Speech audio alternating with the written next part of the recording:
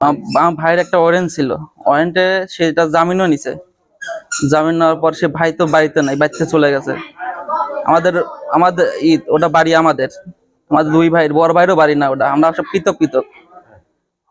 হঠাৎ রাত 1:30টার দিক আমাদের বাড়িতে আসে অতর্ফা মানে কোনো ডাকাডাকি নাই, অতর্ফা এসে ঘরের দরজা ভেঙে ঘরে ঢুকে আসে বড় ভাই খুঁজিছে, পাই নাই। সাদা পোশাক পুলিশে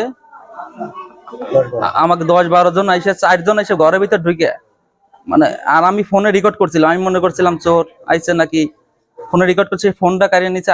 আর অতর্ফা এসে আমাকে খালি ঘুষি, আমার বউকে লাথি মারছে, নির্যাতন করেছে আমাকে খালি অতর্ফা ঘুষি। আবার 5 মিনিট পর আবার এসে ঘুষি লাথি মারতেছে, নির্যাতন। যখন আমাদের বাড়ির পাশ দিয়ে যখন লোক বেশি হয়ে যায় তখন পুলিশ চলে যায়।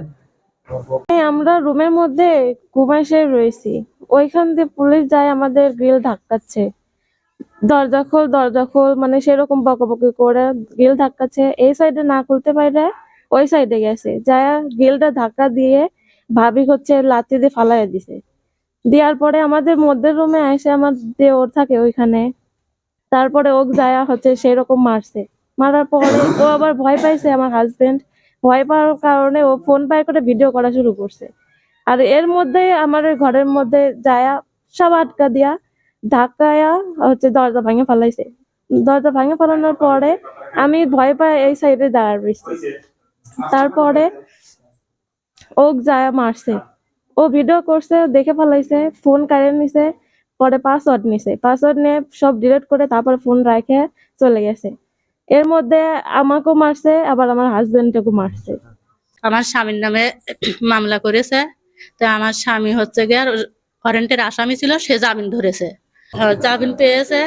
সে শর্ত তারা মোটা অঙ্কে টাকা খেয়ে অবৈধভাবে যায়, দরজা জ্বালানো সব ভেঙে যায়, আমার লাথি দিয়ে ফালা দিয়ে এই অনেক ভাষা খারাপ করছে, আমার দেওরে মারছে, আমার জায়েরে মারছে, আবার আরেক দেওরে মারছে।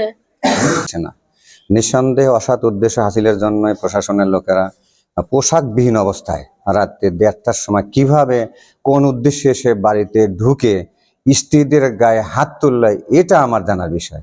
এই প্রশাসন সাথে যোগ সাজস করে এলাকার কিছু সন্ত্রাসী লোকরা প্রশাসনকে ব্যবহার করে বিভিন্ন জায়গায় এই মন্টু নামের এক বেচারা সাথেই ছিল, সে সাথে করে পুলিশকে নিয়ে গেছে অসৎ উদ্দেশ্যে হাসিলের জন্য। ওখানে তাদের বাড়িতে নিয়ে গেছে, নিয়ে যাওয়ার পরে হামলা করেছে এবং অতর্কিতভাবে মারামারি করছে। এবার তীব্র নিন্দা এবং প্রতিবাদ জানাই।